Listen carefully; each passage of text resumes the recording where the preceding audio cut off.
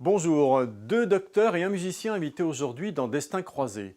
Kifour, docteur lui aussi, viendra nous parler du TSPT, du trouble de stress post-traumatique.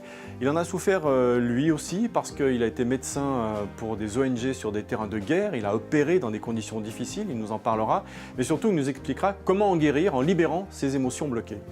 Et Kifour, Daniel, bonjour. Daniel, bonjour. Bonjour, merci d'être venu de Genève spécialement pour cette émission, merci beaucoup. Et puis, quatre sciences. Avec l'hypnose aussi, on en parlera. Ça doit vous parler, ça, l'ouverture de conscience. Oui. Hein? Parce que quand on... Trouble de stress post-traumatique. Trouble de stress post-traumatique. Alors, il y a deux livres que je voudrais vous montrer. Celui-là, il est juste incroyable. Voilà.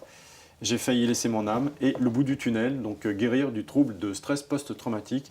Alors, J'ai failli laisser mon âme, sorti en 2016. Vous racontez, vous avez fait à peu près toutes les émissions de paysages audiovisuels français, vous racontez donc vos années de médecin et de chirurgien de guerre avec des moments très forts. C'est pas ce que je vais vous demander d'ailleurs dans cette émission parce que voilà, vous l'avez déjà fait. C'est une très bonne chose. Hein, c'est une bonne chose, je pense. Et puis, à la limite, allez sur YouTube pour regarder les autres émissions. Là, vous aurez un autre discours de la part du docteur Dufour. Je pense que vous apprécierez parce que raconter les sélections, vous êtes obligé de faire parce que les moyens sont limités pour soigner les personnes. Tout ça, ça marque un homme. Voilà, les choix que vous devez faire dans ces conditions. La façon de vous blinder pour supporter l'insupportable. Pendant ces années de guerre, quand vous êtes dedans, vous êtes jeune, vous êtes quelqu'un de fort, vous le supportez. Et puis, quand vous quittez ce milieu, pour des raisons d'ailleurs physiques, hein, vous ne pouvez plus opérer, donc vous allez obtenir un autre rôle dans les ONG. À ce moment-là, revient ce trouble de stress post-traumatique. Alors, que tout le monde peut vivre, hein, on n'est pas obligé d'avoir été médecin et chirurgien de guerre. Hein. On peut avoir vécu le trouble, l'avoir vu, ou quelqu'un peut vous avoir raconté aussi quelque chose de très fort, hein, donc c'est vraiment très concernant. Et les premiers signes, vous ne saviez pas que vous alliez en souffrir, se manifestent par un flashback, donc quelques années en plus, après l'arrêt de cette chirurgie de guerre. Qu'est-ce que c'est votre premier flashback ? Comment ça se manifeste ? Premier flashback, c'est un bruit je suis tranquillement à Londres, dans une rue magnifique de Londres, je parle chez moi, et tout d'un coup, il y a un bruit qui déclenche que tout d'un coup, je vois des visages et des visages et des visages qui défilent, une horrible douleur dans le thorax et l'abdomen, comme si c'était vide. Et chaque visage était en fait une de ces personnes, je le savais, je pouvais pas, que j'avais trié, donc ce triage chirurgical dont vous parliez tout à l'heure, où on sélectionne ceux qui vont mourir, ceux qu'on peut opérer et ceux qui sont des blessés légers. Et ces visages sont remontés un par un. Très précis. Ah oui, comme si je les avais vus dans mon cabinet, tranquillement, alors que ce n'était pas du tout le cas. Et donc ces visages sont remontés un par un pendant à peu près une demi-heure. On n'a qu'une seule envie, c'est que ça s'arrête. On se demande si on devient fou ou pas. Et c'est d'une acuité totale, mais d'une violence inouïe. Et puis ça se calme, et puis on se dit, à ce moment-là, c'était il y a 30 ans, plus de 30 ans, on ne parlait pas tellement du trouble de stress post-traumatique, moi je ne savais pas du tout ce que c'était. Je me suis demandé si je devenais fou ou s'il y avait quelque chose. Puis c'est revenu une autre fois, toujours à Londres, en passant, il y a eu une odeur qui m'a rappelé certaines odeurs que j'ai vécues sur certains charniers dans le monde, et là c'est de nouveau reparti avec ces flashbacks.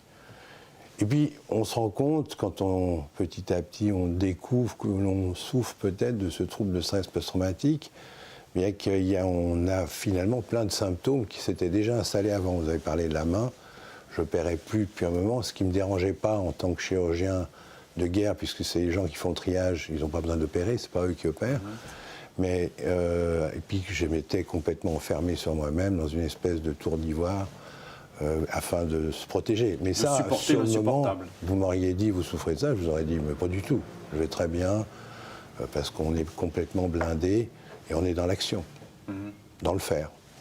Et donc, à quel moment vous tournez vers d'autres solutions que la médecine traditionnelle, peut-être chimique ? Comment se fait le diagnostic après ces deux flashbacks ?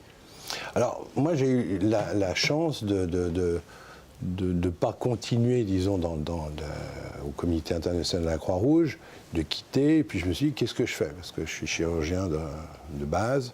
J'ai maintenant une spécialisation de médecine tropicale. Et je m'étais toujours dit que jamais je deviendrais médecin généraliste, parce que pour un chirurgien, devenir médecin généraliste, c'est vraiment bas de gamme, et ça ne se fait pas. Et puis évidemment, je me suis installé comme médecin généraliste. Et là, j'ai rencontré des patients.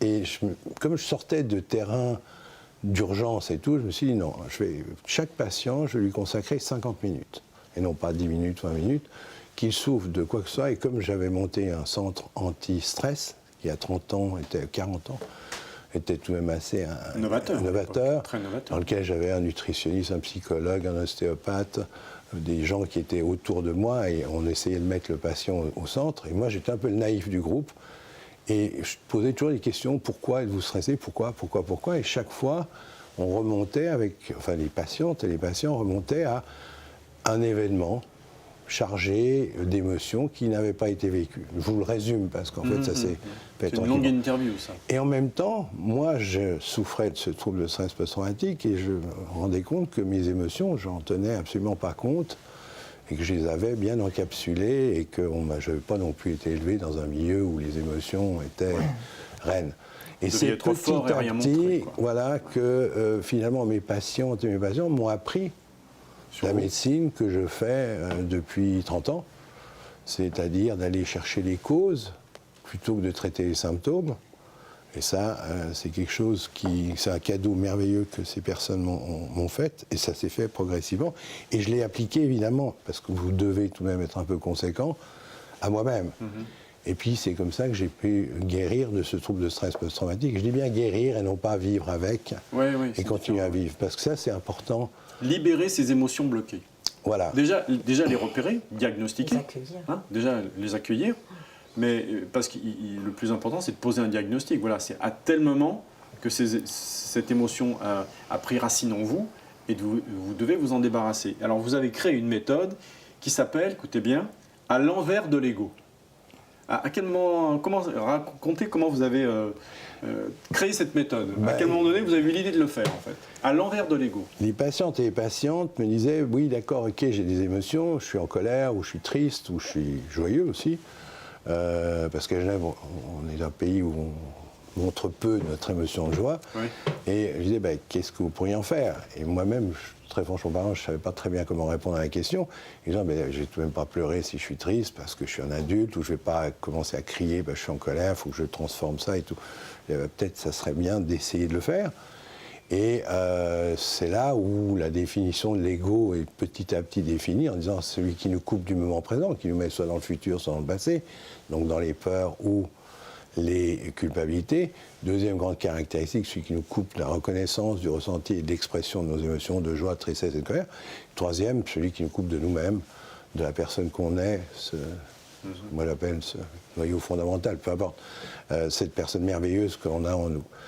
Et comme il y avait besoin de faire quelque chose de pratique avec mes patients, j'aurais dit, écoutez, on va faire ces stages.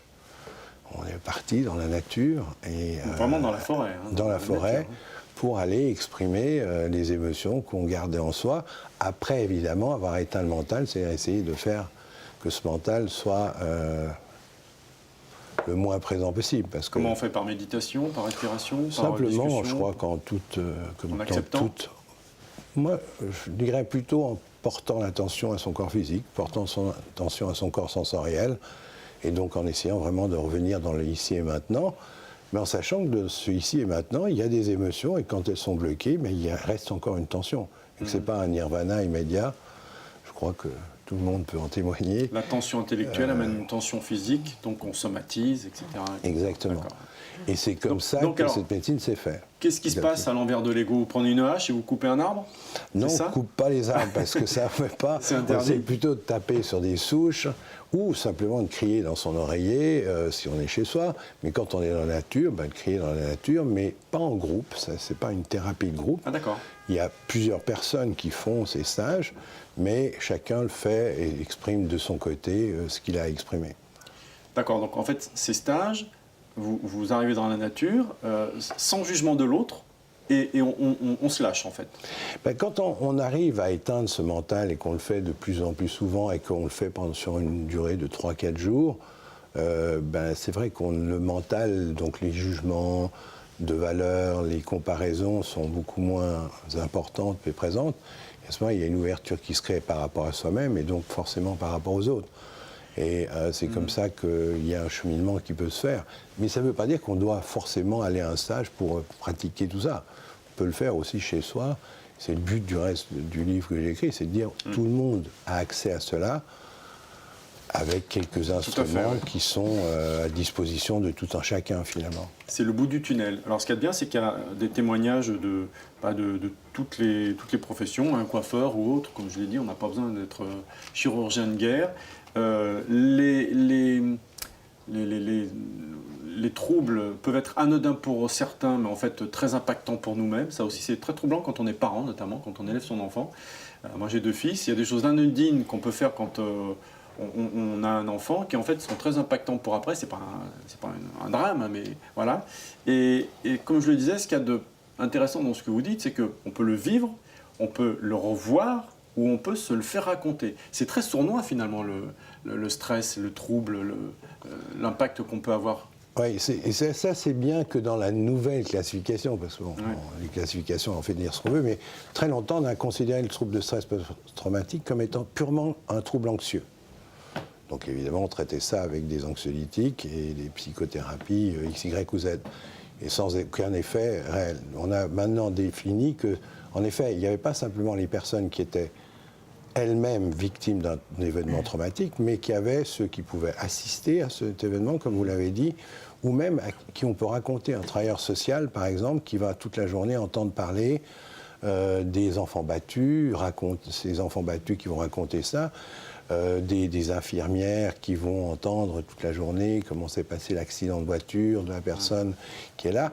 Donc il n'y a pas cette exposition directe. Et puis il y a évidemment aussi des métiers à risque, les pompiers, les policiers, les soldats bien entendu, mais aussi les urgentistes, mais les conducteurs de train avec les accidents de personnes, les conducteurs de bus, les gardiens de prison, qui sont des métiers à risque. Puis il y a l'immense majorité de personnes qui sont victimes de viols, de violences intrafamiliales dont on ne parle pas et qui n'en parlent pas. Et comme la médecine a cette tendance à traiter les symptômes, donc ils vont somatiser d'une certaine façon, on va traiter finalement la personne qui souffre d'une dépression ou qui souffre d'une psychose ou qui a un cancer ou autre chose, sans aller essayer de chercher en amont s'il y a éventuellement quelque chose qui peut expliquer cette somatisation. La cause et pas les effets extérieurs. Alors, comme on se cantonne à traiter le symptôme, ben, on passe complètement à côté de la cause, alors que si on se donnait un peu de temps et de curiosité pour aller accompagner la personne à ce qu'elle découvre par elle-même d'où vient son dérèglement. Ça prend un peu plus de temps, mais c'est plus profond et plus efficace. Plus de temps. Et puis la personne est quand même acteur à ce moment-là. On ne se contente pas de dire donnez-moi une petite pilule et ça ira. Il faut être acteur de sa propre guérison, de son propre traumatisme. Je crois que c'est la base, Catherine. C'est déjà une expansion de conscience quand on prend conscience de ça. Le musicien Daniel, oui. Dans le chemin d'introspection intérieure, vous n'avez peut-être pas pris d'ayahuasca, vous avez commencé à méditer. Et voilà, vous avez pris ce chemin-là.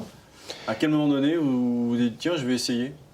Ben, je crois qu'à partir du moment où on essaye vraiment de vivre ou d'aller au fond de ses émotions et de les vivre pleinement, on est obligé de passer par un stade, moi je dirais simplement de se retrouver dans le moment présent. Ben, simplement, quand on dit simplement, ça veut dire quelque part utiliser en tout cas ce que depuis des centaines et des centaines, des millénaires, les gens font, c'est-à-dire d'essayer de porter son attention à son corps physique et sensoriel. Pas une méditation pleine. Porter son attention, oui. Moi j'ai de la peine avec la méditation, rester, je suis un homme plutôt qui bouge et actif, et je trouve qu'il y a beaucoup de personnes qui n'ont pas cette capacité à pouvoir rester comme ça pendant des heures. Donc, et puis comme je m'adresse à des personnes qui vivent dans leur vie pleinement, je pense que c'est important déjà de leur dire, écoutez, vous savez, simplement vous mettre à l'écoute de vos pas sur le macadam ou vos pas sur le plancher, du goût de l'aliment que vous êtes en train de prendre, sans faire une méditation pleine, mais c'est ça aussi, se remettre dans le moment présent, commencer à toucher, à éviter que le petit, ce que moi j'appelle le petit vélo, peu importe le mental, québécois, ils ont une belle expression, ils appellent ça le hamster. Ouais, le hamster qui tourne dans la cage. Voilà, qui tourne dans la cage, c'est de dire, ben voilà, je peux essayer à tout moment que je travaille ou que je ne travaille pas, essayer simplement d'être dans ce moment présent. Alors c'est pas de la méditation pleine et totale et tout. J'ai de la peine personnellement avec ce genre d'exercice. Par contre, on est obligé de revenir à soi-même dans le moment présent si on veut toucher à nos émotions, mais toucher à notre créativité, toucher à notre enthousiasme, notre spontanéité, enfin tout ce qui fait qu'on est, je dis toujours, des géants et non pas des lilliputiens, comme vient nous dire notre mental. Alors, c'est étonnant parce que quand je réfléchissais aux questions que j'allais vous poser, tout ça, je me dis, cet homme qui a vécu des scènes horribles, créées par des hommes, des tortionnaires que vous avez parfois soignés, hein, parfois, vous êtes parfois opérés, vous gardez confiance quand même en l'homme. Vous dites, c'est géant que nous sommes, mais vous avez vécu des choses horribles faites par des hommes. Oui, mais je crois que l'homme a cette capacité de faire des choses horribles, de commettre des choses absolument lamentables, et puis il a néanmoins en lui des capacités extraordinaires. Et le but, enfin moi, disons, mon but dans la vie, c'est d'essayer d'accompagner des personnes, simplement un tout petit peu, on parle d'expansion de conscience tout à l'heure et tout, déjà à prendre conscience qu'ils existent. Et je crois que c'est déjà important et qu'ils sont des êtres humains. Ça veut dire pas simplement un esprit ou pas simplement un corps, mais que c'est un ensemble. Et je crois que ce message, il passe de plus en plus, j'allais dire, dans le grand public. Bien sûr. Là où il passe peut-être le moins, c'est dans le monde médical. C'est intéressant. C'est étonnant, hein? Oui. C'est vrai que INRES TV, je pense qu'il y a 15 ans, n'aurait pas pu exister. D'abord, il y a peut-être pas 15-20 ans, il n'y a pas Internet, mais aujourd'hui, effectivement, je suis sûr qu'il y a une porosité de ces sujets, une ouverture. Une porosité, non, parce que porosité, ça va dans un sens, c'est plutôt dans l'ouverture, effectivement. Dans les scènes, dans les situations de guerre, ce qui revient souvent aussi dans la façon de libérer ses émotions bloquées, ou en tout cas de vivre des situations extrêmes, des traumatismes, c'est de vivre dans l'instant présent. C'est ce qui vous a peut-être le plus amené ou surpris dans les scènes de guerre. Ils arrivaient, les victimes, à vivre l'instant présent et à survivre grâce à ça. C'est le secret? Alors je ne sais pas si c'est le secret, mais en tout cas, c'est la seule façon de pouvoir survivre ou continuer à vivre dans des pays qui sont en guerre. Moi, j'ai été au Liban, j'ai été en Rhodésie au départ, puis j'ai été aussi en Asie, en Thaïlande, enfin sur la frontière. J'ai toujours été émerveillé par le fait que ces personnes sont là. Ils ne savent pas si demain ils vont être morts ou pas, donc ils vivent le moment présent. Et ils le vivent pleinement. De voir arriver des gens sous les bombes avec des sourires, je me disais, mais c'est impossible. En tant qu'Européens, et puis en plus Suisse, où la guerre, nous, on ne connaît pas, on se dit, c'est impossible que ces personnes continuent à sourire, vu ce qu'ils vivent, vu l'atrocité et l'incertitude dans laquelle ils se trouvent. Et ça, c'est le grand enseignement que j'ai eu dans ces pays en guerre dans lesquels je suis allé, que ce soit au Moyen-Orient, que ce soit en Asie. C'est général. Oui, à partir du moment, j'allais dire, où vous êtes sous les bombes, vous êtes là. Et vous n'avez pas d'autre choix. Et quelque part, ces personnes vivent des émotions bien plus facilement que nous, ici, en Europe, où tout va bien, ou à peu près tout va bien et tout. Parce que le petit vélo, il est peut-être moins présent parce qu'on on est dans la survie. Alors je ne dis pas qu'il faut des guerres pour enfin découvrir les moments présents, ça serait aller un peu trop loin, mais c'est ce qui m'a vraiment étonné dans vivre l'instant présent, le carpe diem, hein, on n'invente rien. Et qu'est-ce que ça a changé? C'était un peu la même question que pour vous, Catherine. Comment l'homme que vous êtes aujourd'hui regarde le médecin à l'époque et qu'est-ce que ça a changé fondamentalement dans votre vie et dans le regard que vous portez sur les hommes? On n'est qu'une énergie qui traversant la matière. Comment vous, philosophiquement, spirituellement, comment vous associez la science, la médecine et ce que vous faites et ce que vous transmettez maintenant? Alors, cette même question, quand on me l'a posée, moi j'étais chirurgien, donc j'avais un champ opératoire qui est très réduit. Et Un quand genou, j'ai dû un arrêter cœur. la chirurgie pour m'occuper de gens qui mouraient de faim, aussi de l'hygiène des gens, faire construire des latrines et tout, j'ai toujours dit que j'avais élargi mon champ opératoire. Aujourd'hui, je crois l'avoir beaucoup plus élargi, et je suis très heureux qu'il y ait tout le mouvement quantique, enfin la physique quantique, qui rejoignent en fait ces vieilles traditions du taoïsme et autres, parce que c'est un moment exceptionnel qu'on est en train de vivre, dans lequel finalement on sait maintenant, et il n'y a plus besoin de se poser des questions, même en tant que scientifique, qu'on est de l'énergie. Et que cette énergie, notre conscience, elle n'est pas dans notre cerveau, elle est bien ailleurs, qu'on est tous reliés, qu'on est tous liés à la science le matrice. dit. La physique quantique, écoutez, c'est prix Nobel sur prix Nobel, et prix Nobel. Je reviens à ma critique tout à l'heure, je ne veux pas du tout enfoncer le clou, mais un peu. C'est-à-dire, malheureusement, les seuls qui n'ont pas encore intégré ça, c'est les facultés de médecine. On part de loin. Hein. Donc ça, c'est un espoir fantastique. Et puis on se dit, les choses vont être obligées de bouger. Il faut être optimiste. Oui, mais les médecins qui sont formés aujourd'hui, il faudra qu'eux-mêmes aient une démarche personnelle.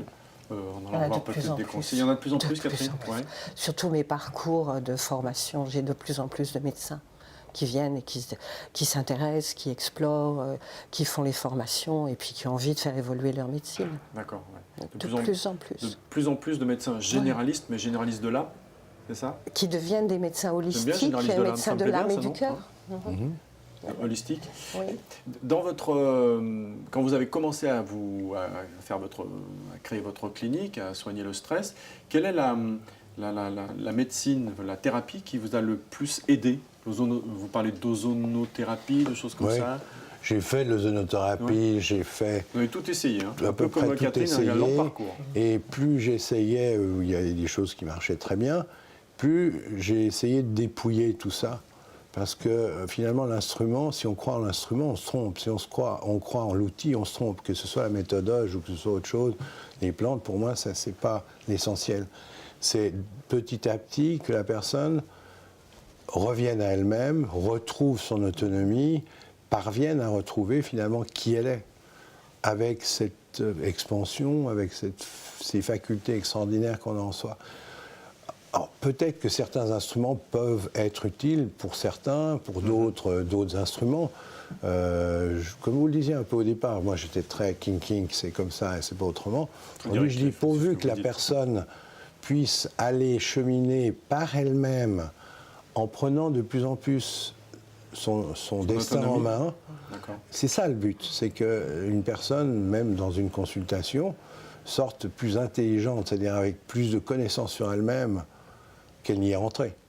Parce que finalement, la maladie, c'est peut-être simplement un signe qui vient dire que par notre meilleur ami, notre corps, au sens large du terme, que finalement, il y a quelque chose qui ne va pas bien et qu'il faut essayer de remettre c'est-à-dire revenir dans le moment présent, vivre ses émotions, retrouver notre âme.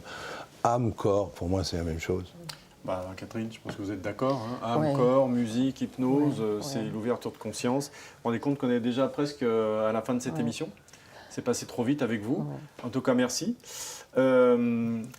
Catherine Henry Plessier, vous avez un site internet, il faut y aller. Vous avez sur YouTube Des conférences. une conférence. Il y en a plusieurs maintenant. Il y en a plusieurs. Il y en a 4. Celle auquel j'ai assisté fait presque 2 2 heures. heures et quart.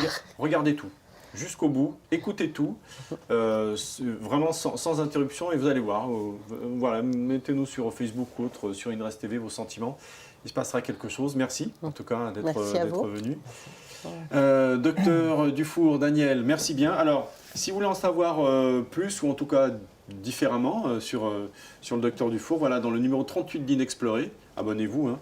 Si vous aimez Inrest TV, vous aimez ce magazine, forcément. Il y a une belle interview de vous également. Très belle. Et puis, longue vie à ces concerts sous hypnose. Hein, je pense que c'est juste le début d'un long chemin. J'espère. Il y a donc le concert sous hypnose de Geoffrey Seco sur Inrest TV. Bravo, continuez comme ça. Les dates, voilà, site internet aussi. Sur mon site, il y en a, geoffreyseco.com.